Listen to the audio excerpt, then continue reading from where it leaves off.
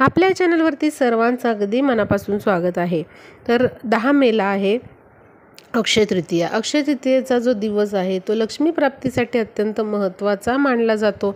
या दिवशी आपण भगवान विष्णूंची माता लक्ष्मीची जेवढी जास्त सेवा करतो तितकंच आपल्याला सुख समृद्धी भरभराट येते आणि वर्षभर आपल्याला कुठल्याच गोष्टीची कमतरता भासत नाही। वर्षभर आपली चांगली आर्थिक प्रगती होऊ शकते। तर नक्कीच अक्षय तृतीये दिवशी आपल्याला माता लक्ष्मी आणि भगवान विष्णूंना प्रसन्न करण्यासाठी काही उपाय हे अवश्य करायचे आहेत, कारण ज्या त्या तिथीला केलेले उपाय जे असतात ते नक्कीच आपल्याला खूप लाभदायक ठरतात। आता बघा, अक्षय तृतीया हा 3.5 मुहूर्तापैकी एक मुहूर्त आहे आणि या दिवशी सर्वांना माहीत आहे सोने चांदीची मोठ्या प्रमाणामध्ये खरेदी केली जाते।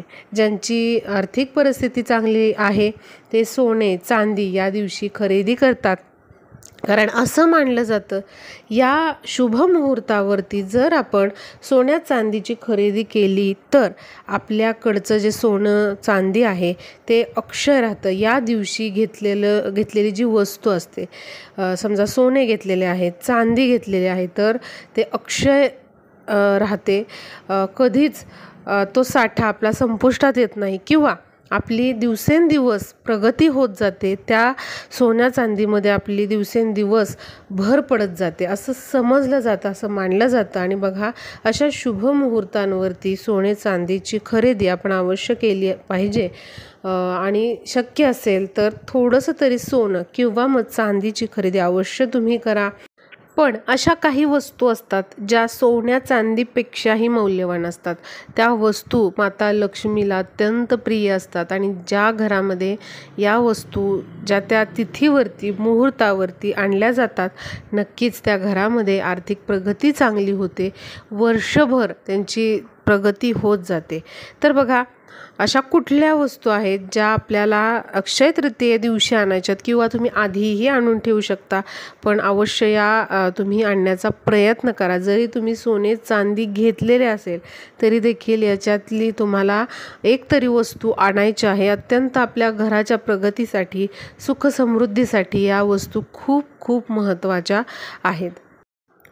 भले तुमची सोने चांदी खरेदी करण्याची परिस्थिती असू द्यात किंवा नसू द्यात, तुम्ही याच्यातील एक तरी वस्तू अक्षय तृतीये दिवशी घरामध्ये आणा किंवा आधी तरी आणून ठेवा आणि अक्षय तृतीयेपासून तुम्ही या वस्तू ज्या आहेत त्यांचं पूजन करा किंवा मी सांगणार आहे त्याप्रमाणे तुम्ही त्या वापरायच्या आहेत। तर आपण बघूयात की कुठली वस्तू आहे जी तुम्हाला अक्षय तृतीयेला अवश्य आणायची आहे। आता पहिली जी वस्तू आहे ती म्हणजे तांब्याचा कलश। बघा, ज्याप्रमाणे सोने चांदीला अत्यंत महत्त्व आहे त्याप्रमाणेच तांबे या धातूला देखील खूप महत्त्व आहे।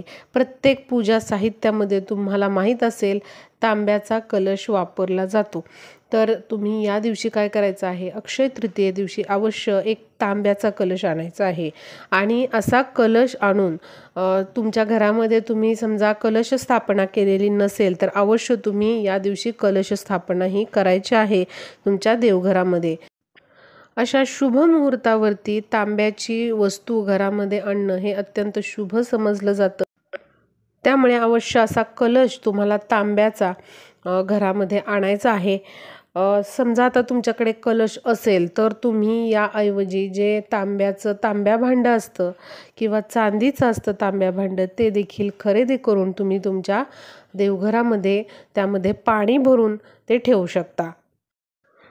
पुढची जी वस्तू आहे ती म्हणजे तांब्याचा किंवा मग पितळेचा असा सूर्य। बघा, हा सूर्य तुम्ही अक्षय तृतीये दिवशी घरी आणा किंवा आधी आणा आणि अक्षय तृतीये दिवशी याचं तुम्ही पूजन करा। स्वच्छ तो धुवून घ्या आणि त्यानंतर याचं पूजन करून तुम्हाला तुमच्या मुख्य दरवाजावरती हा सूर्य जो आहे तो लावायचा आहे। या सूर्याचं तोंड पूर्वेकडे येईल अशा पद्धतीने तुम्ही हा सूर्य लावू शकता किंवा एखाद्या भिंतीला तुम्ही पूर्वेकडे तोंड करून हा सूर्य लावू शकता। बघा, असा हा सूर्य आपल्या घराला लावल्यामुळे आपल्या घरामध्ये नकारात्मक ऊर्जा येत नाही, त्याचबरोबर आपल्या मुलाबाळांची दिवसेंदिवस प्रगती होते, आपल्या घराची प्रगती होते। त्यामुळे अवश्य असा सूर्य जो आहे तांब्याचा किंवा पितळेचा तुम्ही घरामध्ये आणा आणि त्याची पूजा करून आपल्याला तो मुख्य दरवाजावरती किंवा पूर्वेकडील भिंतीवरती पूर्वेला तोंड करून तो तुम्हाला बाहेरील बाजूने लावायचा आहे. पुढची जी वस्तू आहे ती म्हणजे तांब्याचं किंवा पितळेचं असं कासव.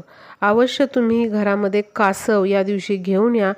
असं म्हटलं जातं की श्रीहरी विष्णूंचंच हे एक रूप आहे आणि ज्या घरामध्ये अशा प्रकारे कासवाचं पूजन केलं जातं त्या घरामध्ये भगवान विष्णू नेहमी वास करतात, माता लक्ष्मी नेहमी वास करते. तर असं हे तुम्ही तांब्याचं किंवा पितळेचं कासव आणून किंवा तुम्ही चांदीचंही आणू शकता. ते तुम्ही तुमच्या देवघरामध्ये त्याचं रोज पूजन करू शकता.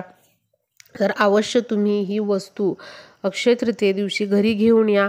या वस्तू घरामध्ये ठेवल्याने नक्कीच आपल्या घरामध्ये सकारात्मक ऊर्जेचा प्रभाव हा खूप जास्त प्रमाणामध्ये वाढतो, नकारात्मक ऊर्जा कमी होते आणि लक्ष्मी प्राप्तीमध्ये जे काही अडथळे निर्माण होत आहेत ते देखील कमी होतात आणि आपली आर्थिक प्रगती भरभराट होते. वर्षभर आपल्याला कशाचीच कमतरता राहत नाही. त्यामुळे अवश्य तुम्ही ही वस्तू जी आहे त्याची खरेदी करा आणि ती घरामध्ये घेऊन या. पुढची जी वस्तू आहे ती म्हणजे कुबेर दिवा. अशा प्रकारचा पितळेचा कुबेर दिवा तुम्ही अवश्य घरामध्ये घेऊन या. लक्ष्मी प्राप्तीसाठी जर असा दिवा तुम्ही तुमच्या देवघरामध्ये प्रज्वलित करत असाल तर नक्कीच आपले जे काही आर्थिक प्राप्तीचे जे मार्ग जे आहेत त्यामध्ये अडथळे येत आहे किंवा अर्थार्जन होत नाही आहे, व्यवसाय चालत नाही आहे किंवा आर्थिक प्रगती होत नाही, अशा समस्या यामुळे दूर होतात. तर अवश्य असा कुबेर दिवा तुम्ही घरामध्ये आणा आणि तो तुम्ही तुमच्या देवघरामध्ये लावू शकता. फक्त दिवा लावत असताना याची वात दक्षिणेकडे होणार नाही याची आपल्याला काळजी घ्यायची आहे. ही वात जी आहे ती तुम्ही देवांकडे करू शकता. आता शेवटची वस्तू बघूया ती म्हणजे बघा आपल्याला अक्षय तृतीये दिवशी सकाळी अशा प्रकारे जे कमळाचं बी असतं ते आणायचं आहे किंवा तुम्ही आधीच ते आणून ठेवू शकता. हे जे बी आहे जर तुम्हाला ताजं बी मिळालं तर अवश्य आणा किंवा मग तुम्ही कमळगट्ट्याचं जे बी असतं ते आणायचं आहे. हे कमळगट्ट्याचं बी जे आहे ते तुम्हाला धार्मिक दुकानामध्ये मिळून जाईल. ते तुम्ही आधी देखील आणून ठेवू शकता. तर आपल्याला अशा प्रकारे एक असं हे कमळगट्ट्याचं बी पाहिजे. अक्षय तृतीये दिवशी हे कमळगट्ट्याचं बी स्वच्छ धुवून घ्या. दुधाने पाण्याने याला अभिषेक करून घ्या. त्यानंतर एक ताट घ्या, त्यावरती तांदूळ ठेवा आणि त्यावरती एखादं पिवळं किंवा लाल वस्त्र ठेवा. त्यावरती हे कमळगट्ट्याचं बी तुम्हाला ठेवायचं आहे. त्याचबरोबर यामध्ये तुम्हाला 2 लवंगा, चांगल्या लवंगा ठेवायचं आहे. 1 रुपयाचं नाणं ठेवायचं आहे. हे स्वच्छ धुवून घ्यायचं 1 रुपयाचं नाणं. त्याचबरोबर तुम्हाला 1 तुळशीचं पान ठेवायचं आहे आणि 2 हिरव्या वेलची तुम्हाला ठेवायच्या आहेत. आणि अशा पद्धतीने तुम्हाला तुमचा उजवा हात त्या सर्व साहित्यावरती ठेवून महालक्ष्मी अष्टकम किंवा मग श्री सूक्तचा पाठ करायचा आहे.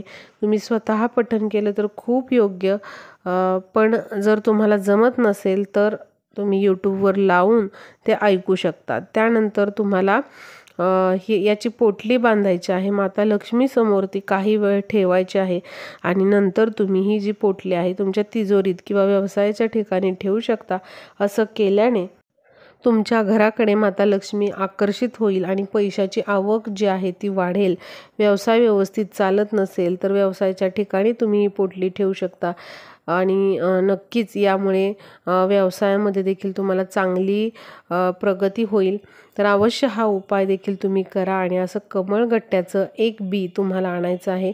धार्मिक दुकानामधून तुम्ही आणलं तरीही चालेल किंवा ताजं बी आणलं तरीही चालेल. तर अवश्य यापैकी एखादी तरी वस्तू तुम्ही अक्षय तृतीये दिवशी घरामध्ये आणा. याचे खूप फायदे आहेत आणि व्हिडिओला जास्तीत जास्त शेअर करा म्हणजे सर्वांना ही माहिती कळेल.